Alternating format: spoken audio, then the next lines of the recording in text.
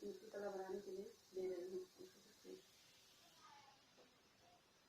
16 centimetre में स्मृति आलेखन बनाइए जो इससे कम न हो। 16 सेंटीमीटर में स्मृति आलेखन बनाइए जो इससे कम न हो। पहला है बाल्टी और मग, दूसरा है केतली। आगे आप लोगों को मैं कल अयाची संधि का कुछ उदाहरण देती तो मैं बतला रही हूँ, आप लोग देखिए।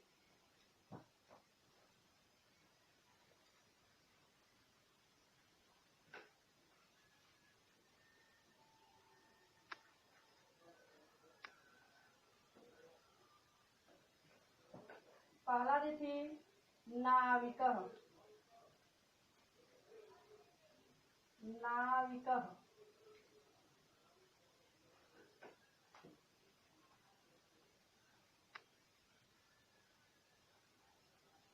नौ प्लस अकः,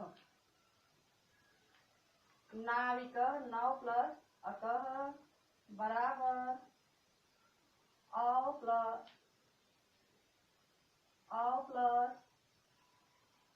बराबर औ। दूसरा उदाहरण है भावुकः, भाव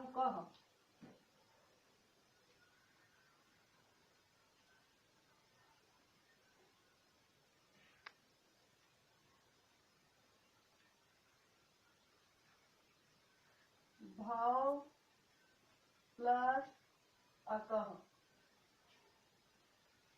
बराबर औ प्लस औ बराबर औ।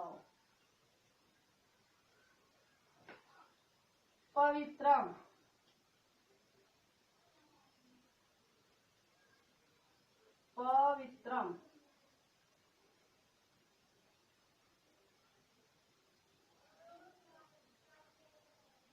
बराबर ओ प्लस चित्रम बराबर और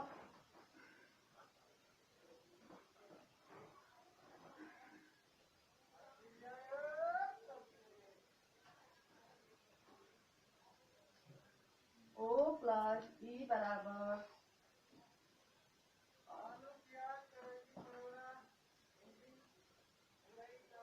आगे बतलाया थे हमने श्रावकः, श्रव प्लस अकः औ प्लस अ बराबर अ। लड़ह,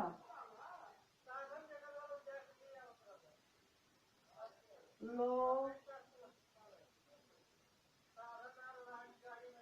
प्लस अड़ह।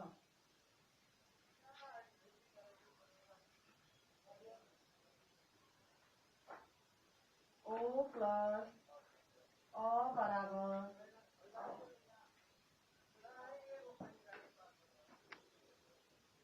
कल मैंने आप लोग को एक्सरसाइज करने के लिए दी थी, इसको आप लोग मिला लीजिएगा।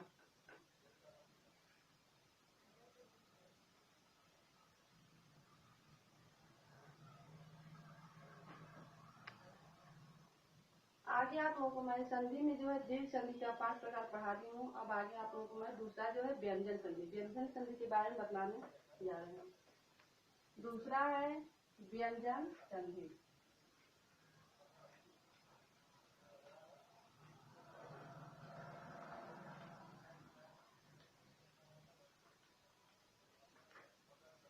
अगले वीडियो मैंने आप लोगों को बताया थी कि व्यंजन संधि किसे कहते हैं, इसमें बतला दे रही हूँ। जब पहले शब्द का अंतिम व्यंजन दूसरे शब्द के आदि व्यंजन या स्वर से मिलता है, जब पहले शब्द का अंतिम व्यंजन दूसरे शब्द के आदि व्यंजन या स्वर से मिलता है तो उसे हम व्यंजन संधि कहते हैं।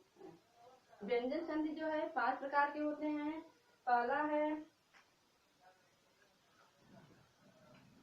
है चतुर्थ संधि, दूसरा है षष्ठ संधि, तीसरा है दशत्व संधि, चौथा है चतुर्व संधि, पांचवा है अनुस्वार संधि और छठवां है परस वर्ण संधि। पहला है चतुर्थ संधि,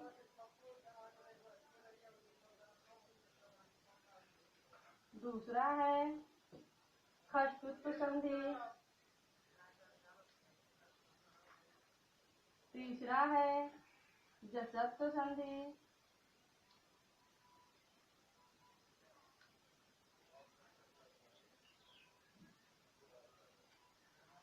चौथा है चतुर्व संधि,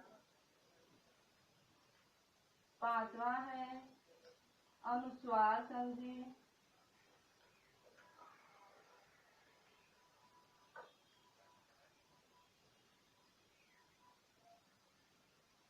और छठवां है परस वर्ण संधि। ये आपका जो है व्यंजन संधि के प्रकार है। व्यंजन संधि जो है 6 प्रकार के होते हैं। पहला है चतुर्थ संधि, दूसरा है षष्ठ्युत संधि, तीसरा है जसत्व संधि, चौथा है चतुर्व संधि, पांचवा है अनुस्वार संधि और छठवां है परस्वर संधि। आज मैं आप लोगों को चतुर्थ संधि के बारे में पढ़ाऊंगी।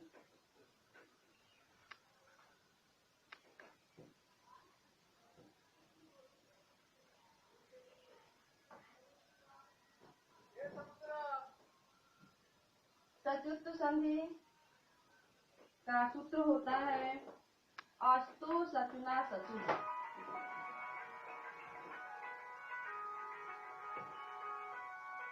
सूत्र है अस्तु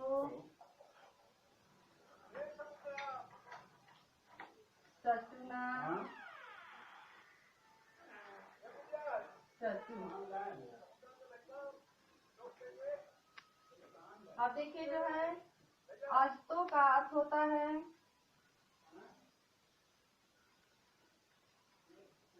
अर्थ है अस्तु का, सौ का है चल छोटा सा रहेगा यहाँ पे।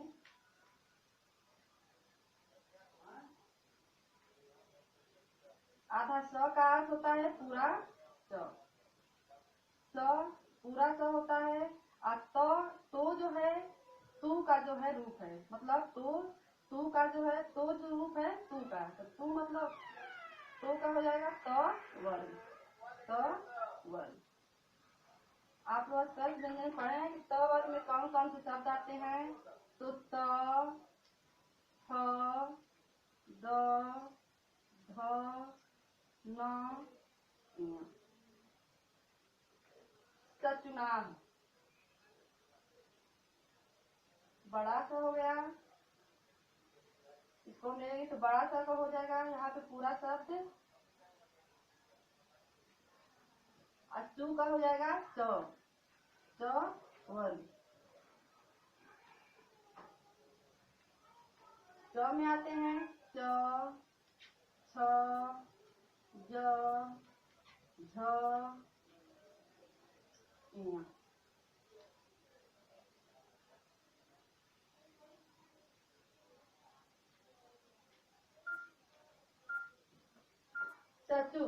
चचू का भी पूरा होता है बड़ा च और च वर्ग।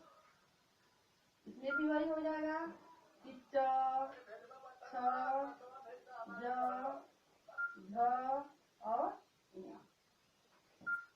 एक तो इसका अर्थ हो गया कि अस्तो आधा सौ का पूरा अर्थ हो गया छोटा सा पूरा, तो का हो गया तो वर्ग, फिर च का हो गया पूरा बड़ा सा और तो का अर्थ हो गया च वर्ग, फिर स और च वर्ग। अब इसको जो है त वर्ग को हम च वर्ग में परिवर्तित करेंगे और च वर्ग को हम त वर्ग में परिवर्तित करेंगे। मान लीजिए अगर त आ गया तो त की जगह पे हम क्या करेंगे च लिख देंगे, अगर च आ गया तो उसकी जगह पे हम त लिख देंगे। मान लीजिए पहले अगर ज आ गया तो ज के स्थान पे जो है द लिख देंगे, या द आ गया तो द के स्थान पे जो है हम ज लिख देंगे। इसको हम त वर्ग को च वर्ग में परिवर्तित करेंगे और छोटा सा को हम बड़ा सा में परिवर्तित करेंगे। इसका ये नियम है कि च को जो है हम बड़ा सा में परिवर्तित करेंगे या त वर्ग को हम च वर्ग में। अब मान लीजिए त की जगह पे च हो जाएगा, थ की जगह पे जो है छ हो जाएगा, द के स्थान पे ज हो जाएगा, ध के स्थान पे जो है ध हो जाएगा, न के स्थान पे जो है य हो जाएगा। मतलब मान लीजिए संधि विच्छेद करते समय यहाँ पे अगर च आ रहा है तो उसको हम त में परिवर्तित करेंगे, अगर त आ रहा है तो हम उसको च में परिवर्तित करेंगे।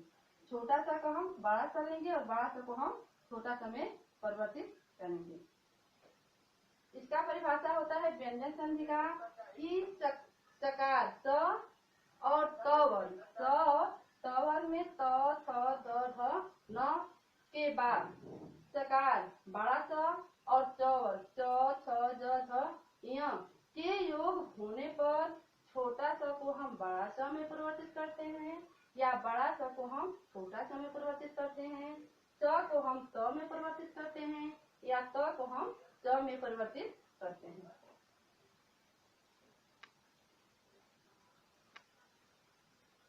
इतना तो समझ में आ गया होगा कि छोटा सा को हम बड़ा सा में या बड़ा सा आ गया तो उसको हम छोटा सा में, त वर्ग को हम च वर्ग में या च वर्ग को हम त वर्ग में परिवर्तित करते हैं। जिस मान लीजिए थ आ गया तो थ को हम थ में परिवर्तित करेंगे, द को हम ज में या ज को हम द में, ध को हम झ में या झ को हम ध में, न को हम य में या य को न में परिवर्तित करके इसका संधि विच्छेद बनाएंगे। आगे देखिए इसका संधि विच्छेद।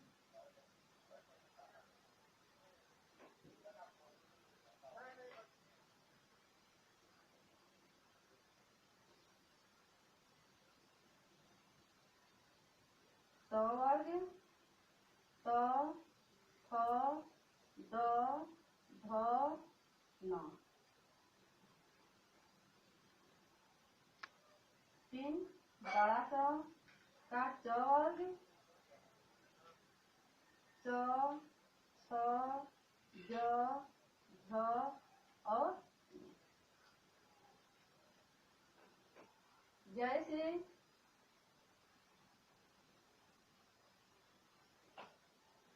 दिया है रामस प्लस सेते, रामस प्लस सेते, इसका हो जाएगा। ये छोटा सा है तो छोटा सा को हम किसमें परिवर्तित करेंगे, बड़ा सा में। छोटा सा को जो है हम बड़ा सा में परिवर्तित करेंगे, बच जाएगा राम, तो यहाँ पे लिख लेंगे। और उसके बाद जो है सीते,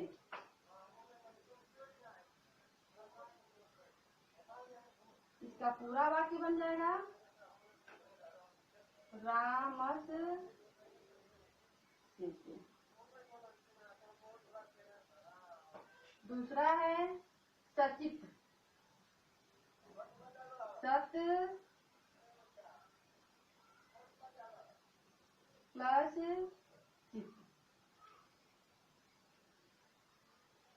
बराबर तो को हम किस में परिवर्तित करेंगे, च में।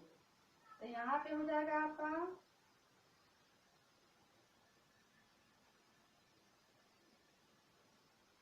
सच प्लस चित।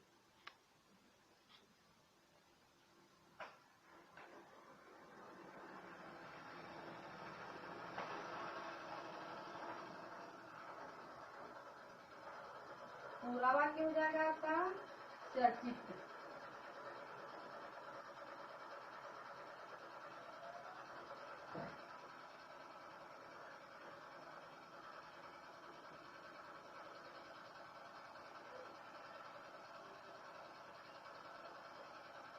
आगे है आपका तीसरा रहा है कश्चित, कश प्लस चित। यहाँ पे हम एक दूसरे को परिवर्तित करेंगे, छोटा सा का जो है बड़ा सा हो जाएगा। यहाँ पे हम क को उतार देंगे प्लस इसको ले लेंगे,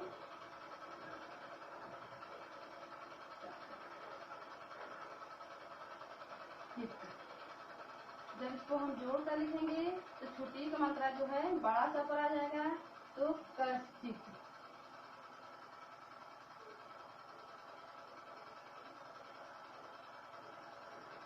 अगला उदाहरण है उच्चारणम।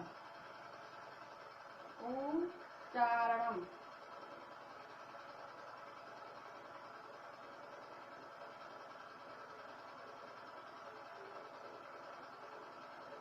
उच्चारणम इसका हो जाएगा को हम त में परिवर्तित करेंगे तो इसका हो जाएगा उत प्लस चारणम।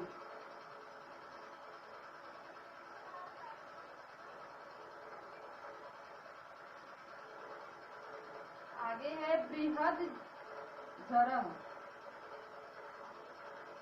बृहद प्लस झरह बराबर द को हम ज में परिवर्तित कर देंगे। इसका पूरा लिख देंगे हम कि बृहद झरह।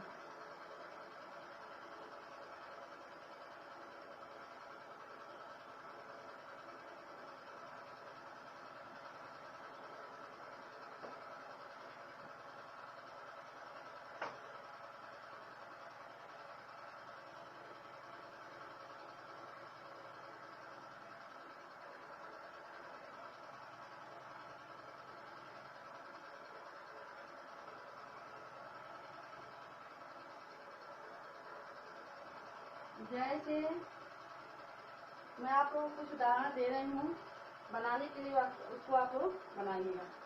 जैसे दिया है सज्जना,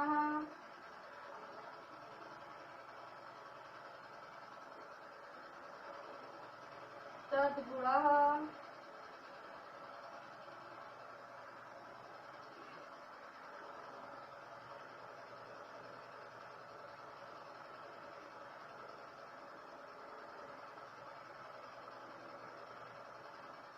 प्रस्थितः,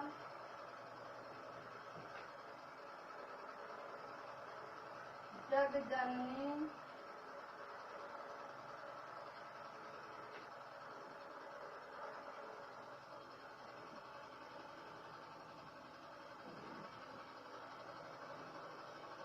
जगदीश्वर,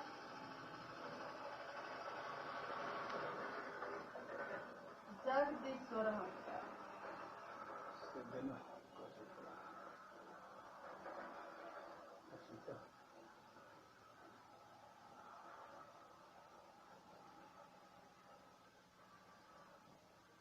आप लोग इसका एक्सरसाइज करके आप लोग कल बैठे रहेगा, करके हम आप लोग को